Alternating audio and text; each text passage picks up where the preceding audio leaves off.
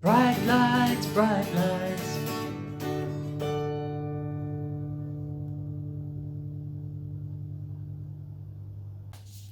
Hi and welcome to this week's Bright Lights of Roslyn Hill Unitarian Chapel, Hampstead. If you have a candle, please light it with your family now.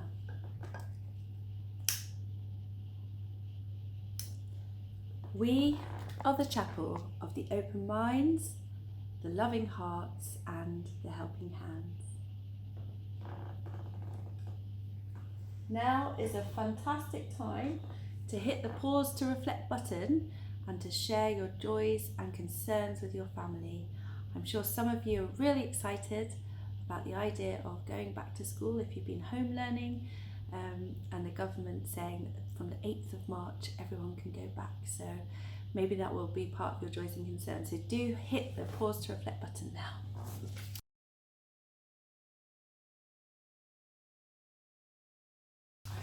So this week is the last week of February, and actually we're going into March even. I don't know if we've hit much, but anyway, it's the last week of Beloved Community, and I would like to think about what it is to be true to yourself and others, and to be honest to yourself and to others. Have a little think in your mind. In terms of community and being beloved in community, I've read something that is so sweet. It says, there is something extraordinary that happens when we devote ourselves to the whole of us. As in not just taking care of ourselves, which is important, but thinking of everyone as one being or one thing. When we open our hearts to all of us, it becomes possible to open our hearts to each of us. All of a sudden, over here and over there reveal themselves as already connected. All of a sudden, the conversation about seeing the light of God inside everyone lends itself quietly and confidently to a steadfast commitment to social justice, which goes back to this idea of beloved community and the things that Martin Luther King made so popular in his amazing speech that we talked about. And there's a lovely poem by a mystic, a Sufi mystic called Rumi, who lived about 800 years ago. And he says, "Come, come, whoever you are, wanderer, worshipper, lover of leaving, it doesn't matter. Ours is not a caravan," he lived in Persia, "ours is not a caravan of despair. Come, even if you have broken your vows 1,000 times, come yet again, come, come." So this idea of inviting and being inclusive, which is all about what a Unitarian is, and all about this idea of creating social change and being being receptive to people, but also wanting to make that change and making it obvious that that is a fantastic way to be. So we can only really do that when we're honest with ourselves, aren't we? And we're kind to ourselves, but also honest and truthful in our outward looking expression to community and what we want to do all together. And their idea was poetry and pizza. It's always a good place to start. I have a story for you, which you may already know, and it's called The Boy Who Cried Wolf, and it's one of Aesop's fables. A young boy got a job with a shepherd. "Just keep your eyes open and look out for wolves," said the shepherd. "Wolves always try to eat my sheep. If you see one, ring this bell and shout, 'Wolf, wolf,' then we'll come running with our guns. Can you do that, boy?" "Don't you worry, Mr. Shepherd," said the boy. "Your sheep are safe with me."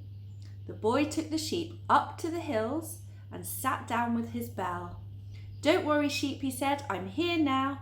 I'm in charge. You'll be safe with me." All morning the boy sat in the grass looking for wolves. I expect they're hiding, he said to the sheep. That night the boy took the sheep back to the village, and the shepherd counted his sheep and so forth, and was very pleased. Well done, he said, all safe, same again tomorrow. Yes, sir, said the boy. The next day was exactly the same as the first day. The boy took the sheep to the hills and sat down with his bell, looking for any wolves, and there weren't any. The boy noticed that the day felt very long. There was no one to talk to except sheep, and the sheep never talked back. They just ate grass all day. By the 5th day, the boy was very bored with his job. He looked up at the mountains, not a wolf in sight. He looked down at the bell and he thought, maybe I could just pretend there's a wolf. So he picked up his bell and he rang it, shouting, wolf, wolf, ding-a-ling-a-ling, hurry, come quickly, there's a big old wolf coming. Soon he could hear the sound of men running up the hill. Well, where is it? Said the shepherd. Gone, said the boy, he just ran off. Well done, boy, said the shepherd, you saved my sheep. The other men all patted the boy on the head and said how brave he'd been and what a good job he'd done. The boy felt so proud and pleased with himself that he almost forgot that he'd made the whole thing up. He's kind of fooling himself as well as everyone. And a few days later he was bored again. The only good day I had in this job was when I pretended there was a wolf, he told the sheep. And I rang my bell and all the men came and told me what a good job I'd done. It was brilliant. He looked at his bell. You can probably guess what he's going to do, can't you? And that's when he decided to do it again. He rang, he shouted, and again the men came running. Where is it? Said the shepherd. Gone, said the boy. Ran away. This time the men didn't say well done and pat him on the head. This time they looked at the boy like they didn't believe him. There was a wolf, honest, he said. And the men just walked back to the village without speaking. Now the boy felt really sorry for himself. They know I rang the bell when there was no wolf. Then out of the corner of his eye he saw a movement. Can you guess? A big grey thing was coming down the hillside, heading straight for the sheep. The boy rang his bell and he shouted, wolf, wolf. He was probably really scared. Come quickly, there is a wolf. Down in the village, the men heard the bell ring and they just carried on working. Little fool, said the shepherd. Does he really think we'll fall for that again? The boy kept ringing his bell. There were tears in his eyes as he watched the wolf make a meal of one of the shepherd's fattest sheep. I rang my bell, but nobody came, the boy told the shepherd that evening. The shepherd nodded. He was probably quite upset and a little bit angry. Nobody believes a liar, even when he's speaking the truth. Well, I remember the first time I heard that story, I daren't even make a white lie, a lie that doesn't help, that doesn't hurt anyone, but keeps things good. What do you think of that story? What do you think he should do? What could he do next to regain the trust of the shepherd? And ought he to, I don't know, would he apologise for what he did? It's hard to know.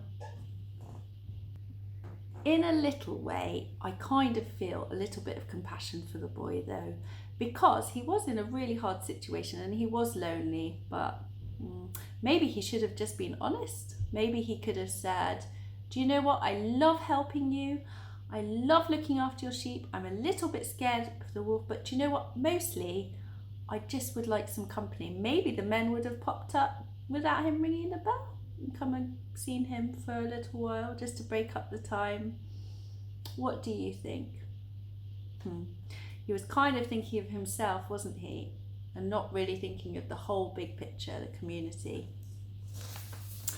So, what do we do? How do we look outwards rather than just inwards? What's ego? Does anyone know what ego is? It's this sense of self, of kind of thinking about yourself. And I thought it would be really nice if we were to kind of try not to think about ourselves too much, although it is important, and try some laughter yoga. I'm just laughing just saying it. And the best way you can do that is to have a big stretch. Maybe even close your eyes for a few minutes. Nothing too serious, just take a few deep breaths through your nose, in through your nose and out through your mouth. You might want to say, may I be well and happy. May you be well and happy. May all beings be well and happy. And then there's some things you can do with your family. So you might remember in my 5 weeks of calm that we did some funny face pulling in an attempt to stretch our muscles. So here's a few funny faces. That's a really scary one, isn't it? And what you can do is you can take turns in your family to see if you can get the other one to laugh. The best way to do that is to say, whatever you do, don't laugh, and then be like, etc., and see if you start laughing. There's another laughter game that's the copy my laugh game. So, for example, if I started laughing like that, and then you have to see if you can do that. So, apparently, as you do that, and it has started a wave, your brain doesn't always know that that's not spontaneous, and it releases these good chemicals, these in your body, these natural chemicals that make you feel really, really nice. So I think I prefer that one to the silly face game. Now you might have done this one as well, the no smile game. You can take it in turns as a family, whatever you do. Don't smile, that's a good one.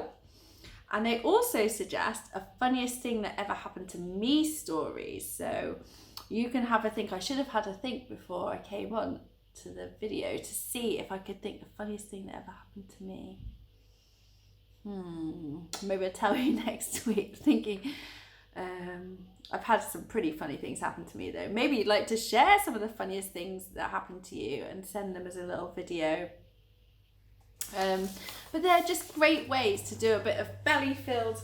Try to get your belly jiggling and biggling around and have a really, really, really silly time. And when you do that, see if you suddenly think, oh, a moment's passed and I wasn't thinking about myself and I feel really connected with everyone. It's a very, very special feeling. So enjoy. I wish I was there with you. When we come back to chapel, maybe we'll do some together, because that could be really seriously fun. See if when you do it, it makes you feel really close to everyone, and in that way opens you out to this idea of community. Imagine doing laughter yoga with people you'd never met. Would you feel easier to be your honest, true self to them? It is such a lovely idea to connect with people, and I hope that you've enjoyed the Beloved Community Month theme. Really important and special.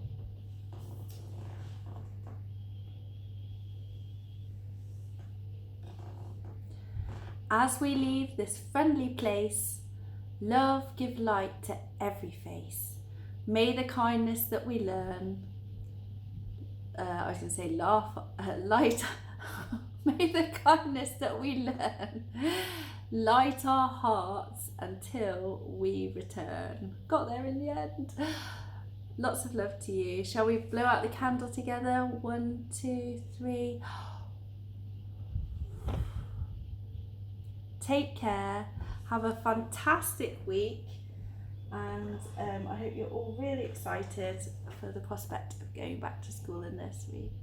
Take care. Bye. Bright lights, bright lights.